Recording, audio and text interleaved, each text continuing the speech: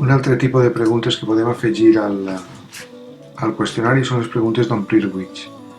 Per tant, ja estaríem damunt del qüestionari, afegiríem una pregunta, afegir una pregunta, afegir pregunta de which per omplir. Afegiríem aquesta pregunta, és molt senzill, és de les més senzilles també. Nom de la pregunta, com ja havíem dit, pregunta 3, tema 1, per a tindre organitzat, i simplement seria omplir els which que falten. Agafaríem un text qualsevol, seleccionaríem el text, posaríem el text ací i ja tindríem el text per a posar els which. Ara simplement ens hem de posar davant de la paraula que busquem i posar-li, fixeu-se, ací en més opcions tenim l'opció de quins són els elements que hem de posar per a ocultar les paraules. Si jo poso una paraula entre aquests dos elements, aquesta paraula en el text automàticament s'ocultarà. Ho veurem després en el resultat, però jo tinc seleccionat aquesta paraula, qualsevol dels que tingueu ací vos pot servir per a ocultar la paraula. Jo tinc seleccionada les barres, les corxetes. Si jo ací poso un corxete davant i un corxete darrere, i poso un corxete davant i un corxete darrere, i així també posaria un corxete davant i un corxete darrere.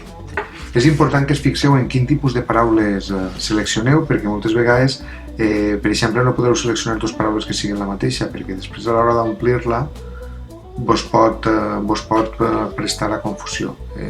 Però bueno, això ja anireu veient, ja anireu enganyant-se, que mos passa a tots. En quant a més opcions, mostrar les respostes, n'hi ha diverses maneres de mostrar les respostes. Arrossegar i deixar caure, que és la que utilitzem més normalment, perquè és més senzilla per a l'alumnat. Després està la d'escriure el buit, que han d'escriure la paraula exacta dins del buit per a que estigui bé, i una llista de selecció en la que se posa un llistat on estan les paraules per a seleccionar. Un altre aspecte important és el Fixed Gap Size, que és la longitud de l'espai on està la paraula. Si no marquem esta, els espais són de diferents tamanys i així que només per el tamany de l'espai poden haver-hi la paraula. Aleshores això ja estaria. Guardem els canvis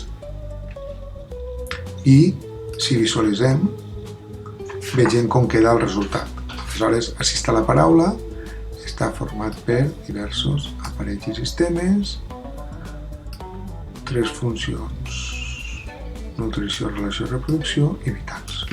Ja estaria la pregunta feta.